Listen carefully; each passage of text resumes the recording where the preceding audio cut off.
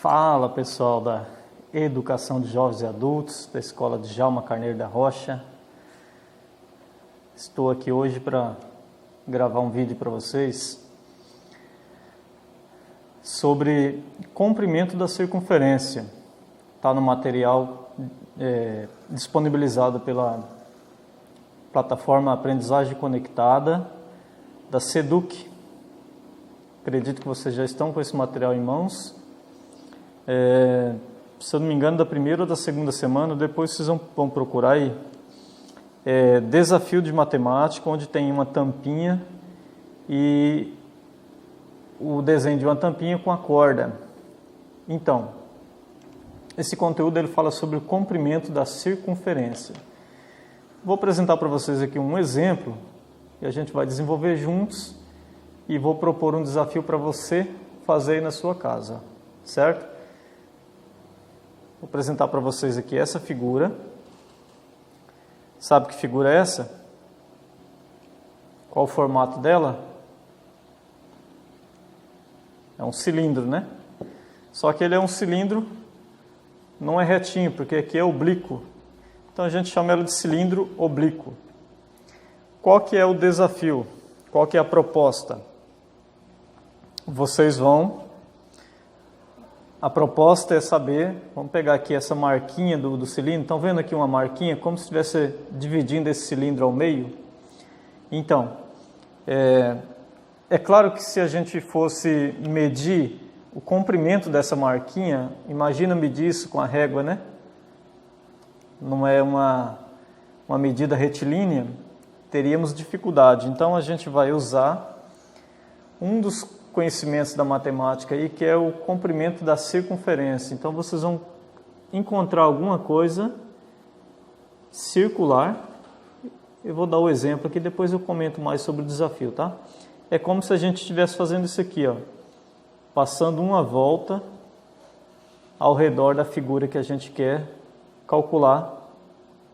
No meu caso aqui, nós vamos calcular o comprimento da circunferência desse cilindro. O comprimento seria isso aqui, ó. Mas, é claro, existe uma fórmula matemática para isso, e é exatamente sobre isso que eu vou falar agora. Acompanhe aí na sequência do vídeo. Dando continuidade à nossa proposta de atividade, nós vamos falar então aqui sobre o comprimento de uma circunferência. Vou demonstrar um exemplo para vocês de como resolver através da fórmula. E esta figura representa a figura que eu mencionei anteriormente do cilindro que tem um formato circular. Pode ser qualquer figura, né? Vocês podem utilizar, por exemplo, um relógio de parede, né? Você vai pegar ali o centro, a gente consegue marcar, faz aqui a circunferência e aí você consegue determinar o tamanho do raio. Tem aqui também uma esfera, onde está mostrando aqui exatamente o comprimento da circunferência, a parte central. Poderia ser a borda de um balde, né? O balde também é interessante porque ele tem as marcações aqui na lateral, que você consegue pegar as duas marcações e traçar uma reta passando exatamente no centro. Pode ser um copo de vidro, um copo de plástico, enfim, qualquer figura que tenha um formato circular, certo? Então nós vamos calcular o comprimento da circunferência. Para calcular o comprimento, usamos a letra C, o símbolo, a letra grega π, esse símbolo aqui está o nome dela, né? Π, e o valor que é 3,14. É um valor aproximado porque ele é um valor dentro dos irracionais. Então é um número infinito, digamos assim, a parte decimal dele é infinita. E temos o raio que a gente usa na fórmula também. E aqui já está mais ou menos a demonstração do que é o raio. Raio é o segmento, ou seja, o comprimento que vai do centro da circunferência até encostar na borda da circunferência. Então a gente precisa determinar qual é o tamanho da circunferência, certo? Se for fazer com um relógio, por exemplo, a gente desenha aqui a circunferência do relógio, determina qual que é o raio do centro até a borda do relógio. Vamos para a atividade prática aqui. Então, naquela medida que eu passei para vocês do cilindro, eu calculei o raio dele e o raio foi 5 centímetros. Ou seja, o diâmetro do cilindro é 10, de um lado até o outro. Como o raio é a metade, deu 5. Diâmetro é de um lado, passando pelo centro até chegar no outro. E o raio é a metade. Eu não uso o diâmetro, eu uso raio. Certo? Então, se alguma figura tiver o valor do diâmetro, você vai pegar só metade. Então, eu vou pegar ali o 5. E vamos usar aqui na fórmula. Então, nós vamos calcular o comprimento. Comprimento é igual a 2, que multiplica, aqui existe uma multiplicação, o valor do π. Aí vocês vão olhar aqui, ó, π é igual a 3,14. Coloca o valor dele, 3,14, que multiplica o valor do raio. Por isso é importante saber o raio da circunferência da figura. O raio, no nosso caso ali, é 5. Agora a gente tem uma simples multiplicação. Vamos fazer aqui.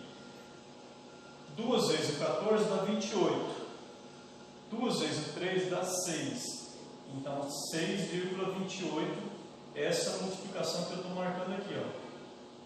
2 vezes 3,14 dá 6,28. Agora eu vou pegar esse resultado e vou multiplicar pelo 5. Vezes 5. Vou fazer aqui do lado, tá? 6,28 vezes 5. 5 vezes 8 são 40. Subiu 4.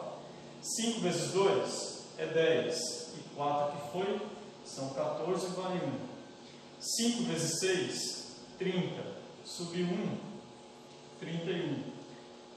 Existem dois números após a vírgula, 6,28, dois algarismos. Então eu conto 1, 2 e coloco vírgula. 31,4. O que significa isso?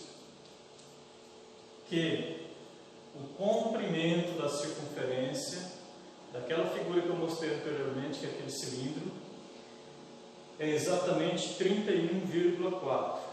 Se a gente, igual eu mostrei para vocês, passando o barbante em volta do cilindro, se eu pegar esse barbante e esticar ele, eu tenho 31,4. É esse tamanho aqui, ó, que vai de um lado, faz uma volta completa, e isso é o comprimento da circunferência, certo? Então isso aí é um exemplo. Vocês vão perceber na hora de resolver de vocês aí que essa primeira parte ela não modifica, porque faz parte da fórmula. O que muda é o raio. Qual que é a proposta então? Vocês encontrarem na casa de vocês alguma figura circular, tipo um relógio, tipo uma boca de um copo, de um balde, desenhar essa figura, certo? Tirar os dados dela. Quais são os dados que interessam? É o raio. O que é raio? Para quem não entendeu ainda, raio é a medida, usa uma régua aí, que vai do centro. Então você tem que determinar onde está o centro da figura.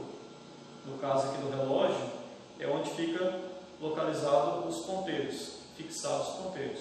O raio vai do centro até encostar na borda da figura, certo? É só isso a atividade. Se conseguirem, eu gostaria de receber alguns vídeos de vocês desenvolvendo a atividade. O vídeo não é obrigatório, tá? Mas se alguém quiser gravar um vídeo e mandar para mim no privado, seria interessante. Então vamos lá, boa prática, boa aula. Se tiver alguma dúvida, a gente está aí para auxiliar. Tudo bem?